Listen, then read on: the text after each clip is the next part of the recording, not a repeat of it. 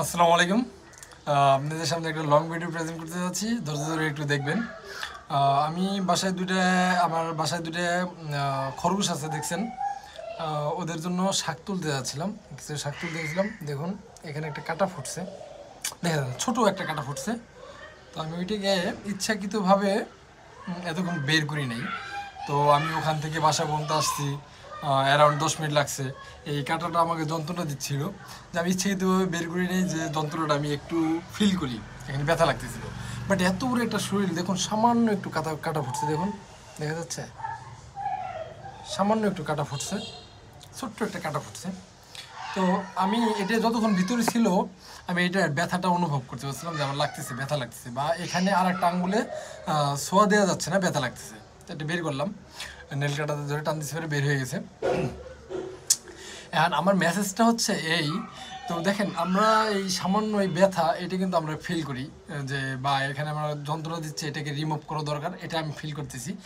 But আমাদের ইসলামে কিন্তু বারংবার বিভিন্ন সূরায়, বিভিন্ন আয়াতের মাধ্যমে বারংবার বলা হয়েছে কোন কাজটা আপনি করতে পারবেন আর কোন কাজটা আপনি করতে পারবেন না।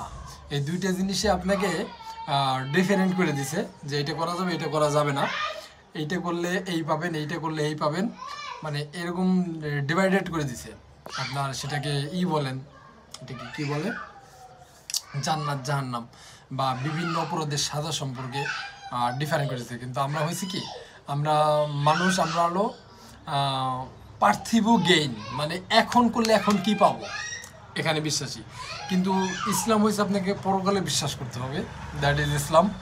আপনি আমরা ইসলামিক যেই অ্যাওয়ার্ডগুলোর কথা বলা হয়েছে, বিভিন্ন মানে কাজের পারপাস, এটা আমরা মনে করি হয়তো পাবো, মানে আমরা মানে একটা বিশ্বাস না, আত্মবিশ্বাস, প্রখর আত্মবিশ্বাস, সেখান থেকে না, মানে সিলি লিটল বিট ছেলে এই টাইপের বিশ্বাস করি, যে হ্যাঁ জান্নাত, জান্নাত আসলে জান্নাত আছে, জান্নাতে কি আছে এই বলছি, এরকম আর কি।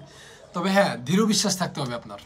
আপনার সুদ সম্পর্কে নিষেধ করা হয়েছে, সুদের সাজাগুলো সম্পর্কে বলা হয়েছে, সুদের অপরাধ সম্পর্কে বলা হয়েছে। এখান থেকে আপনাকে বেঁচে থাকতে হবে।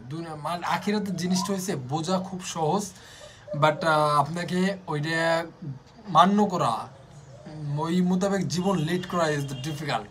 আর দুনিয়া, দুনিয়া হয়েছে বোঝা কঠিন, মানে আমি বোঝা কঠিন, করাও কঠিন, কিন্তু ওইটাই করবো আমরা, এটা ইজ দুনিয়া। যার জন্য মানুষ ইনস্ট্যান্ট, আমি কি পাচ্ছি, ওই ইনস্ট্যান্টের দিক মানুষ ঝুঁকতেছে, ঠিক আছে। আশা করি আমি বুঝাতে পারছি।